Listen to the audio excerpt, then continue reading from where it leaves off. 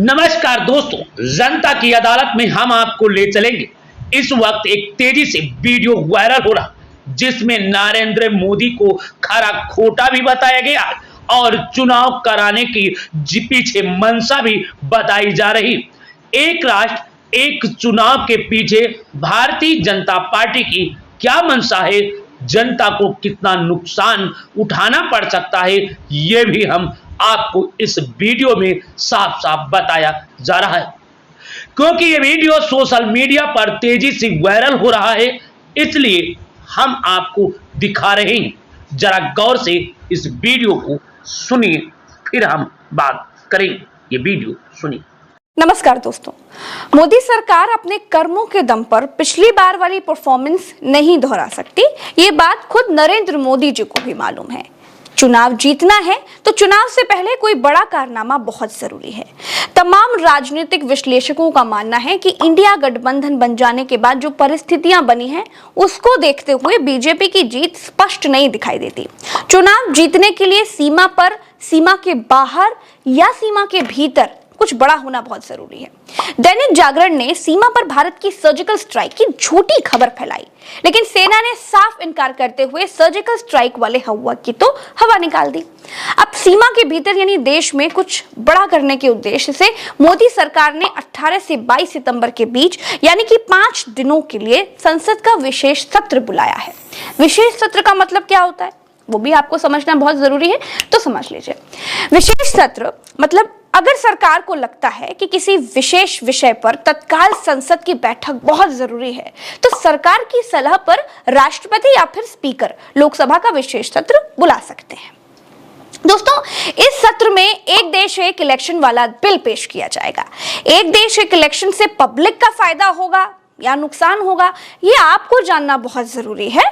तो फिर आप ये जान लीजिए, मैं तो कहूंगी एक देश एक इलेक्शन से पब्लिक का सीधा सीधा नुकसान है। कैसे नुकसान है बताती हूं। देखिए दोस्तों, लोकसभा और विधानसभा का चुनाव अलग अलग होने से पब्लिक के पास सरकारों को सबक सिखाने का ऑप्शन रहता है। मान लीजिए अगर चुनाव जीतकर केंद्र सरकार कुछ गड़बड़ करती है, बदमाशी करती है, महंगाई ला देती है, तो जिस पार्टी की सरकार केंद्र में है उस पार्टी को सबक सिखाने का ऑप्शन जनता के पास विधानसभा चुनावों में होता है। जैसे कि कर्नाटक की जनता ने केंद्र में मोदी को जिताया और राज्य में कांग्रेस को जिताया। जनता ने अपनी भूल को सही कर लिया। आप देखिए, देश में कहीं ना कहीं कुछ महीनों में चुनाव तो होते ही रहते हैं। इन चुनावों में पार्टियां नए नए वादे करती हैं। कोई बिजली माफ करता है, कोई पानी माफ कर देता है, कोई स्कूटी देता है, कोई राशन देता है, कोई चुनावों के दबाव में किसानों को 2-2 हजार रुपए दे देता है, कोई चुनाव में हार के डर से किसानों पर लादा गया काला कानून ये कहकर माफ कर देता है कि मेरी तपस्या में ही कोई कमी रह गई थी। आप सोचिए, अगर यूपी में चुनाव ना होता तो एक बार गौर से सोचिएगा, जो सरकार सैकड़ों किसानों के मरने के बाद भी चुप थी, वो किसान कानून वापस लेती क्या? सोचना आपको है। दोस्तों, अगर विधायक और सांसद चुनने का मौका सिर्फ 5 साल में एक बार ही मिलेगा, तो जनता का इसमें सबसे बड़ा नुकसान है। पार्टियां बड़ी चालाक हैं। सीमा पर तनाव पैदा करके कितनी बार वोट लिया गया है। जिस पुलवामा पर इतना नाटक हुआ, जिस पुलवामा ने मोदी सरकार बनवा दी थी, उस पुलवामा हमले पर कश्मीर के पूर्व राज्यपाल का कहना है कि वो खुद सरकार ने करवाया था। तो अब सोचिए, आपका एक बार आपकी भावनाओं का सौदा करके वोट लेना नेताओं के लिए कितना आसान है। एक झटके में लोकसभा और विधानसभा दोनों का वोट गया तो जनता तो 5 साल के लिए ब्लॉक हो गई। और अगर गलती से केंद्र सरकार और राज्य सरकार एक ही पार्टी की चुन ली गई तो अब तड़पते रहिए, ना केंद्र सुनेगा ना राज्य सुनेगा। अब जाओ कहां जाओगे। जो लोग ये कहते हैं कि एक देश एक इलेक्शन से बड़े पैसों की बचत होगी, वो गलत कहते हैं। कैसे बताती हूँ। सोचिए, जिस मास्टर की ड्यूटी इलेक्शन में लगती है उसको क्या बाकी समय कोई सैलरी नहीं मिलती? बाकी समय फ्री में पढ़ाता है क्या? जिस सेना की ड्यूटी इलेक्शन में लगती है, क्या बाकी समय सेना के सैनिक को सैलरी नहीं मिलती क्या? क्या इलेक्शन कमीशन के सारे अधिकारी केवल चुनाव कराने के समय तनख्वाह लेते हैं? नहीं भाई, सूखे सावन भरे भादर सबको समान सैलरी मिलती है। तो फिर खर्चा कैसे बढ़ गया? खर्चा सिर्फ ट्रांसपोर्टेशन का बढ़ता है। हाँ, असल मायनों में खर्चा बढ़ता भी है। किसका बढ़ता है जानते हैं? पॉलिटिकल पार्टियों का। जैसे मोदी जी को विधानसभा और लोकसभा में अलग अलग समय पर भाषण देने के लिए जाना होता है, उनको दो बार हेलीकॉप्टर बुक कराना पड़ता है, उनको दो बार भाषण देना पड़ता है, उनको दो बार मालाएं पहननी पड़ती हैं, दो बार उनके लिए मालाएं बनवाई जाती हैं, उनको कई बार अपने परिधान बदलने पड़ते हैं, उनको दो बार अपने जुमले रिपीट करने पड़ते हैं, रैली में उनको दो बार पैसे लगाने पड़ते हैं। पैसे पॉलिटिकल पार्टियों के ज्यादा लगते हैं ना कि देश के नागरिकों के। आधिकारिक तौर पर रैली में लगाया गया पैसा सरकार का पैसा तो होता नहीं है। पॉलिटिकल पार्टियां अपना पैसा खर्च करती हैं, कैंडिडेट्स अपना पैसा खर्च करते हैं, लोगों के बीच साड़ियां बंटती हैं, पैसा बंटता है। तो आप सोचिए फायदा किसका है? जनता का है ना। अलग अलग चुनाव होते हैं, बसें बुक होती हैं, कमरे बुक होते हैं, होटल्स की बुकिंग बढ़ जाती है, टेंट पंडाल वालों को रोजगार मिलता है, फूल वाले किसानों को रोजगार मिल जाता है। इसमें जनता का नुकसान कहां पर है? नुकसान है तो पॉलिटिकल पार्टियों का है। अलग अलग चुनाव से नुकसान उस पार्टी का सबसे ज्यादा है जो एक ही आदमी के दम पर चुनाव लड़ती है। एक आदमी पर निर्भर पार्टी चाहती है कि एक ही आदमी एक ही बार भाषण दे, एक बार एक जगह के लिए उड़े और एक ही जुमले से वोट बटोर लाए। अब एक बात पूछती हूँ, आज की तारीख में भारतीय जनता पार्टी सबसे ज्यादा धनवान पार्टी है। केवल 2021 से 22 में ही 614 करोड़ रुपए चंदा इसे मिला है। बीजेपी के खजाने में अकूत दौलत भरी हुई है। तो क्या कभी भारतीय जनता पार्टी ने अपने फंड से आपके इलाके की टूटी हुई सड़कें बनवाई? नहीं बनवाई। क्या आपके पार्क की सफाई करवाई? नहीं करवाई। कोई भी विकास का काम भारतीय जनता पार्टी अपने फंड से कराती है क्या? नहीं कराती। विकास के सारे काम सरकार करती है, सरकारी पैसे से करती है, हमारे और आपके पैसों से करती है। जब पार्टियां अपने फंड का इस्तेमाल जनता की भलाई के लिए कभी नहीं करती, तो फिर जनता के पैसों का नुकसान अलग अलग चुनाव कराने से कैसे हो गया? बीजेपी या फिर दूसरी पार्टियों का फंड इस्तेमाल सिर्फ रैलियां करने के लिए, पोस्टर बनवाने के लिए, बैनर बनवाने के लिए, चुनाव लड़ने के लिए, गाड़ी घोड़े की व्यवस्था के लिए, मंच माला झंडे डंडे खरीदने के लिए करती हैं। तो फिर इलेक्शन में किए गए खर्च से देश का नुकसान कैसे हुआ? जितना ज्यादा चुनाव होंगे मार्केट में उतना ज्यादा पैसा आएगा, इससे तो लिक्विडिटी बढ़ेगी। देखिए, जो काला धन नेता लोग इकट्ठा करते हैं चुनाव के जरिए, वो मार्केट में आ जाता है। अलग अलग चुनाव काला धन निकलवाने का बड़ा अच्छा तरीका है। एक देश में एक चुनाव होंगे तो नेता लोग काला धन 5 साल के लिए ब्लॉक करके बैठेंगे। अब बात आती है कि इलेक्शन कमीशन के खर्चे की।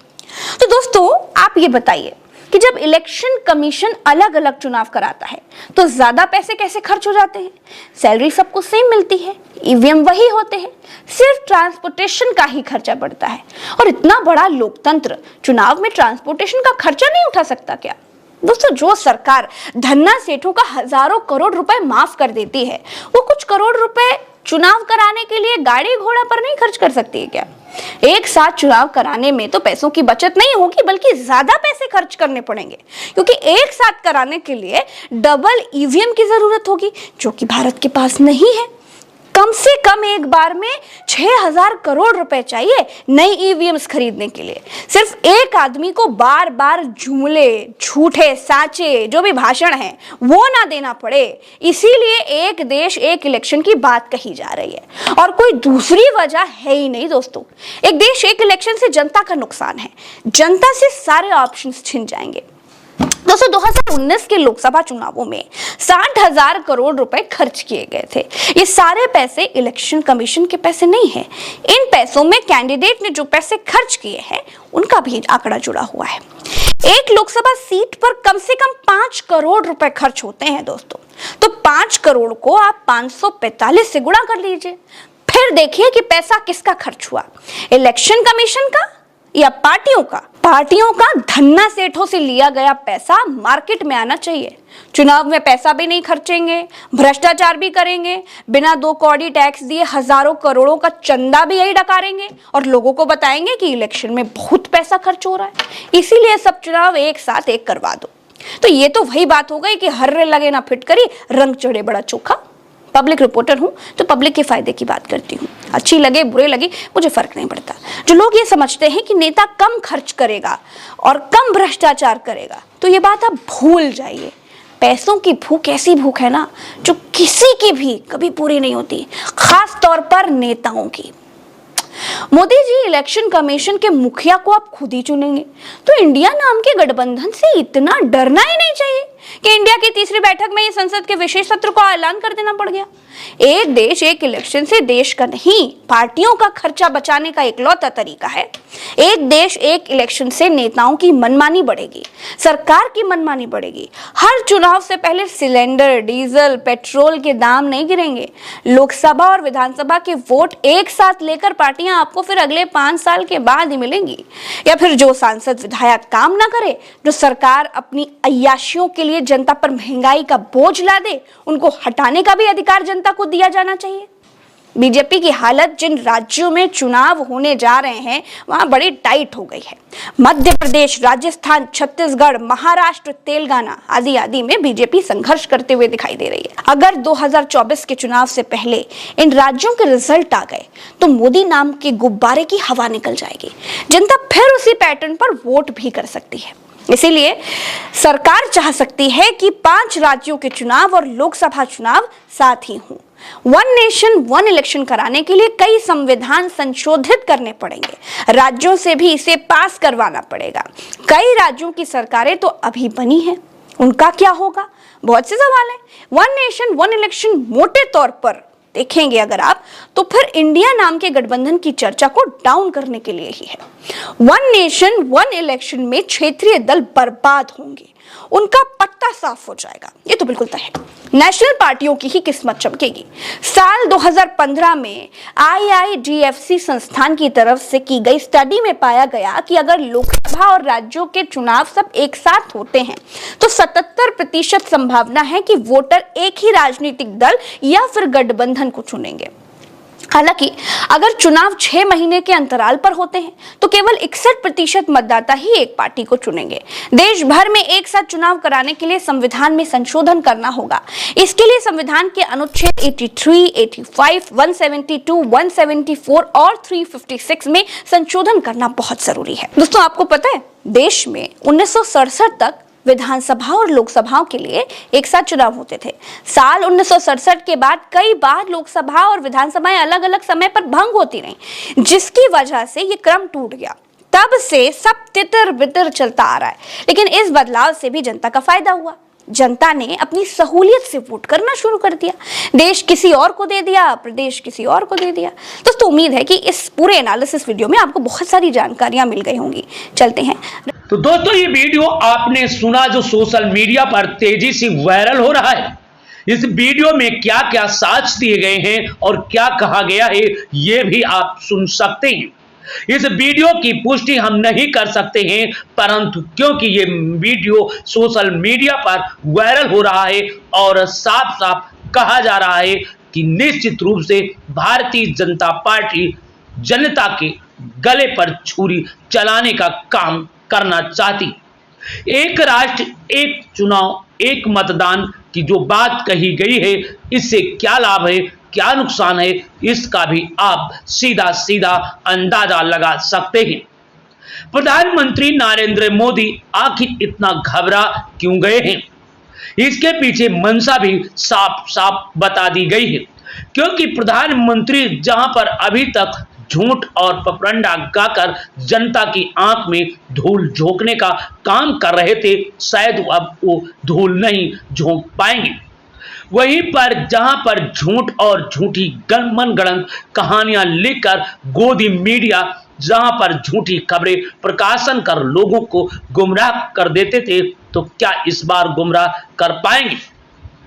परंतु देखिए किस तरीके से झूठी खबरें गोदी मीडिया ने भी छापा, परंतु सेना के जवानों ने इसे खारिज कर दिया। अब प्रश्न ये उठता है कि इस तरीके की बातें जब सामने आएंगी और गोदी मीडिया लगातार इस तरीके की झूठी पपरंड कहानी छाप करके लोगों को गुमराह करेगी, तो आने वाले 2024 में कैसा चुनाव होगा आप खुद अंदाजा लगा सकते हैं। वैसे बात करें तो विपक्ष ने भी इस बार इन्हीं चोटी से जोर लगाते हुए साफ साफ कह दिया है कि इस बार हम किसी भी प्रकार की कोई भी लापरवाही नहीं चाहेंगे और हम इस बार मीडिया को भी स्वतंत्र करेंगे। ये तो वक्त बताएगा करेंगे परंतु नहीं करेंगे, परंतु विपक्ष अब स्थानीय मुद्दों के साथ भी मीडिया के मुद्दों को भी जनता तक पहुंचाने का काम करना चाह रहे हैं। हमारे संवाददाता ने जानकारी देते हुए बताया कि देश के प्रधानमंत्री नरेंद्र मोदी चुनाव से लेकर के हर पहलुओं की गंभीरता से जानकारी और क्या नफा क्या नुकसान का भी बड़ी बारीकी से परीक्षण कर रहे हैं। इस संदर्भ में शीघ्र ही लोकसभा की मीटिंग बुला लिया है। मीटिंग में क्या निर्णय होगा ये तो वक्त बताएगा, परंतु दबी जुबान से सत्ता की गलियारों से आवाज शुरू हो चुकी है कि हो सकता है प्रधानमंत्री नरेंद्र मोदी चुनाव दिसंबर में ही करा दे। इसकी बात की अब कयास भी लगाया जाने लगा है। क्या चुनाव पहले हो जाएंगे? ये तो प्रश्न अभी गर्भ में छिपा हुआ है, परंतु सत्ता की गलियारों में चर्चाएं शुरू हो गई हैं। वैसे बात करें प्रधानमंत्री नरेंद्र मोदी की घबराहट, भारतीय जनता पार्टी की बेचैनी इस बात से साफ साफ झलकने लगी है कि अब इंडिया महागठबंधन के चलते भारतीय जनता पार्टी की बड़ा नुकसान हो सकता है। इसलिए इंडिया गठबंधन को फेल करने के लिए भारतीय जनता पार्टी शीघ्र अपना एजेंडा पेश करते हुए शीघ्र चुनाव करा दे तो शायद यह महागठबंधन फेल हो जाएगा, क्योंकि जितना ये देर करेंगे उतना ही महागठबंधन आगे और लोगों को जोड़कर भारतीय जनता पार्टी का ही नुकसान कर सकते हैं। इसलिए भारतीय जनता पार्टी अब विपक्ष की चाल को बारीकी से परख रहा है। तो हो सकता है कि 2024 के दिसंबर में चुनाव की ऐलानिया के साथ साथ चुनाव भी हो जाएं, परंतु इस बात की अब तक टीवी चैनल जनता की अदालत नहीं कर रहा है, परंतु जो सत्ता की गलियारों से जानकारी प्राप्त हो रही है वो हम आपको बता रहे हैं। इन सब चीजों को गौर से देखिए। भारतीय जनता पार्टी किसी भी प्रकार का कोई नफा और नुकसान देखे बिना इस बार शीघ्र चुनाव कराना चाहती है या फिर चुनाव टालना चाहती है। इन सब चीजों की जानकारी बड़ी गंभीरता से। वैसे बात करें एक राष्ट्र एक चुनाव की बात करें तो कई राज्यों में अभी चुनाव हुए हैं और कई राज्यों में अभी चुनाव का समय है। तो क्या इस स्थिति में वहां पर चुनाव हो सकता है? ये फिर एक कहीं न कहीं बड़ा प्रश्न खड़ा होता नजर आ रहा है। इसके पहले भी चुनाव एक साथ हुए हैं लोकसभा और विधानसभा के, जिसका भी परिणाम जनता ने देख चुके हैं, परंतु इस बार देखिए किस तरीके से बड़ी बारीकी से भारतीय जनता पार्टी क्या विपक्ष के मासूमों पर पानी फेरकर जनता की पीठ पर छुरी भोंककर क्या इस बार फिर सत्ता की कुर्सी पर पहुंचना चाहती है। यह मेरा आरोप नहीं है, बल्कि सत्ता की गलियारों से उठे और कमेंट से आई हुई जानकारी के अनुसार बता रहे हैं। क्या भारतीय जनता पार्टी विपक्ष के अब हर चाल को काट करके जनता के हित में निर्णायक मुद्दा उठाएगी? क्या भारतीय जनता पार्टी जुमलेबाजों की पार्टी न हो करके जो कहेगी वही करके दिखाएगी? क्योंकि 2024 की बैतरणी पार करने में भारतीय जनता पार्टी को अब एड़ी चोटी से जोर लगाना पड़ रहा है। भारतीय जनता पार्टी की बढ़ रही मुश्किलों से अब धीरे धीरे भारतीय जनता पार्टी की बेचैनियां बढ़ने लगी हैं। हमारे संवाददाता ने जानकारी देते हुए बताया कि भारतीय जनता पार्टी लोकसभा चुनाव से अभी से ही पूरी हर जगह पर हर पहलुओं की गंभीरता से जांच कर रही है। अगर हम बात करें तो चुनाव आयोग ने भी कह दिया है कि मैं लोकसभा चुनाव कराने के लिए तैयार हो गए हैं। क्या सही है क्या गलत है ये तो वक्त बताएगा, परंतु एक साथ चुनाव कराने में सरकार को कितना धन खर्च करना पड़ेगा और यदि यही अलग अलग चुनाव होते हैं तो सरकार को कितना खर्च होगा, इस सोशल मीडिया पर वायरल हो रहे वीडियो में साफ साफ बताया गया है। परंतु बड़ी चालाकी से भारतीय जनता पार्टी इस बार अपने स्वार्थ के चलते क्या निर्णय लेती है ये तो वक्त बताएगा, परंतु अब विपक्ष भी हर भारतीय जनता पार्टी की चाल पर बारीकी चश्मा लगाकर उनकी पहलुओं को परख रहा है। भारतीय जनता पार्टी को घेरने के लिए अब तमाम दल एक मंच पर आ चुके हैं और इन दलों की अगर हम गणना करें तो इस बार भारी तादाद में एकता दिख रही है और करीब 60 से 65% वोट इन महागठबंधन इंडिया के पक्ष में